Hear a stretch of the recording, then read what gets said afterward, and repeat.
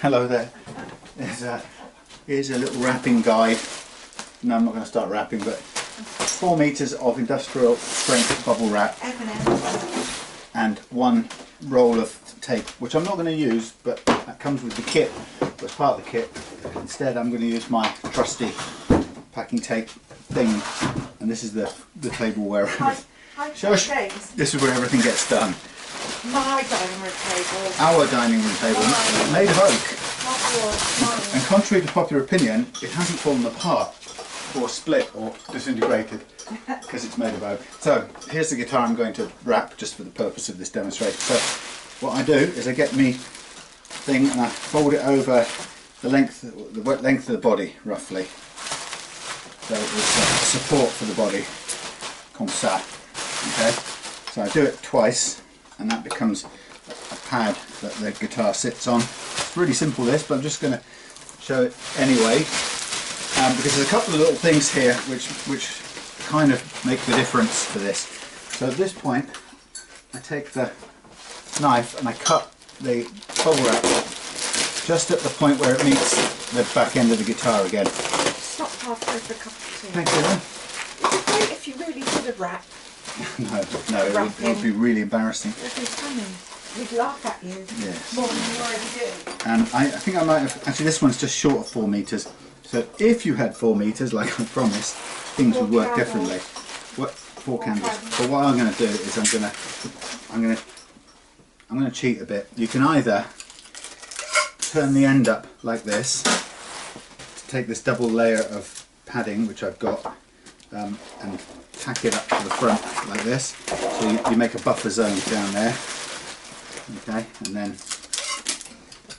it's a double thickness one as well, so it's quite springy. If I don't use the full 4 meters, what I could have done is make a little roll of padding, which I usually do, and that would be done this way. Let's have a look. Anyway, this is less than 4 meters, and the roll I'm supplying is 4 meters. But what I tend to do is I tend to make an extra buffer for the end, and I do it for both ends. So you'll be checking in at Christmas to make sure you do all the presents like this. Yeah, well, as long as all my presents are guitar shaped, it'll be alright. So here's my little extra buffer, and the thing about wrapping guitars to make sure they get there, it's about creating this springy buffer zone. So even though I've got an extra one there, I'm going to I'll leave it for a second, but I will put it on. And then there's one that I need to do for the top end as well, which follows the same principle. In fact, I'm not going to make this one quite as tight because I'm going to wrap it around the headstock, so I make this one a bit flatter. That one is more like a sausage, this one's more like a flat thing. Flat sausage?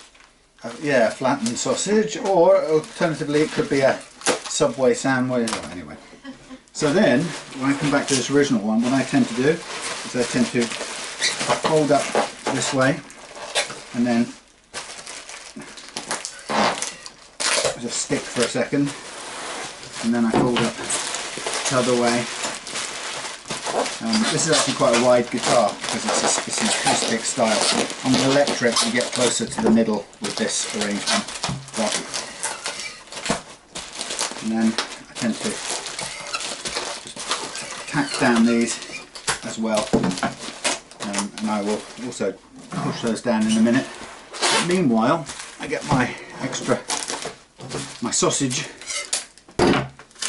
buffer zone sausage, and I tack it right to the end onto the right underneath the body of the guitar, and then around and tack it on there, and then I push all of this stuff off the end of the table for convenience without dropping it. Yep, and then I tack it all down and double wrap it with tape to secure it in place. And what you've got, I mean, you could do a bit more this end to make it sure it stays in place, because you've got plenty of tape for this operation.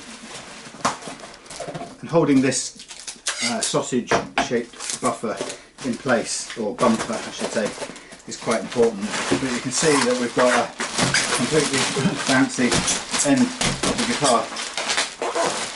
Regardless of what weight it is, you can bounce the guitar around on this air pad now.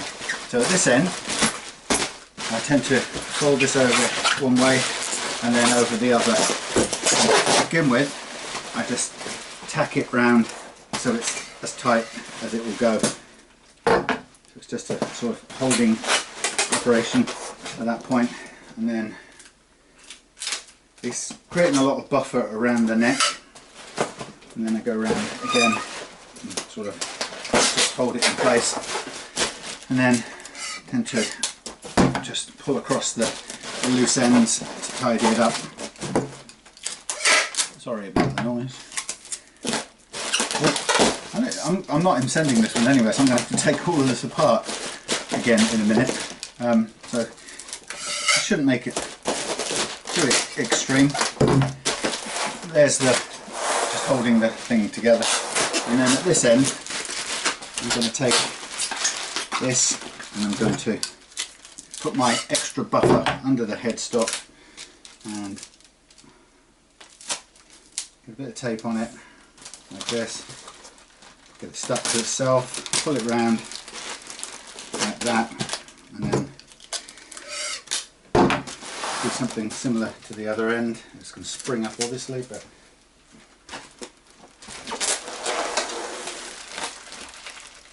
pull that down and pull it into place. And then of course what you can do is just go around it once more to ensure it stays in place like that. Okay, so now you've got the 4 meters of industrial bubble wrap.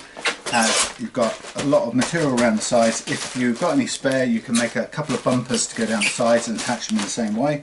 But you've got a load of bumper material at this end, and you've got a load of bumper material at this end.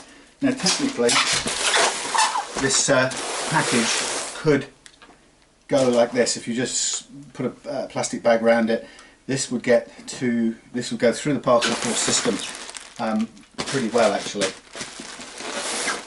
The simple reason it's just got enough air between any part of the guitar and the outside world. Of course, if somebody stands on this in the back of a truck, it's going to break it. There's probably no stopping that. The only way you could improve this is what I usually do when I'm sending guitars out, is I'll start with this and then I will make a guitar shaped cardboard box from a great big slab of bike box from a local bike shop, and I will cut from that a custom box with cuts and folds to fit this in snugly, and occasionally if there's any space inside, I'll put in a little bit of extra packing which I've kept from some other guitar that's arrived from somewhere else. So that's your basic safety buffer zone. It's simple as that. Doesn't matter how ugly it looks, but it's protecting both ends thoroughly. And I got one this morning.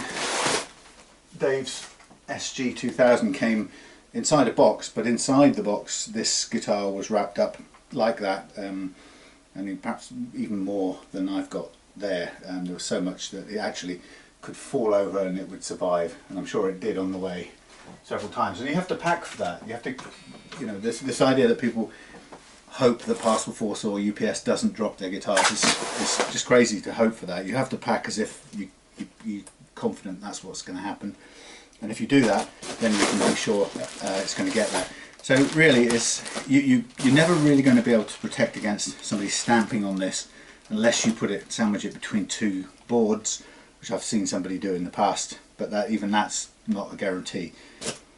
The truth is, most couriers it's incredibly rare that they will stamp on a box like this when it looks like a guitar shape anyway, and they don't tread on them, but they will drop them all the time, and they will bounce around, and so long as you've done that to them, they're completely safe. I made the strings rattle, but apart from that. Okay, so there you go, packing demo done. 4 meters of bubble wrap, roll of standard packing tape, some graphite on my fingers, and we're done. Okay. Oh, I will make a second video of how to do the cardboard box around this as well.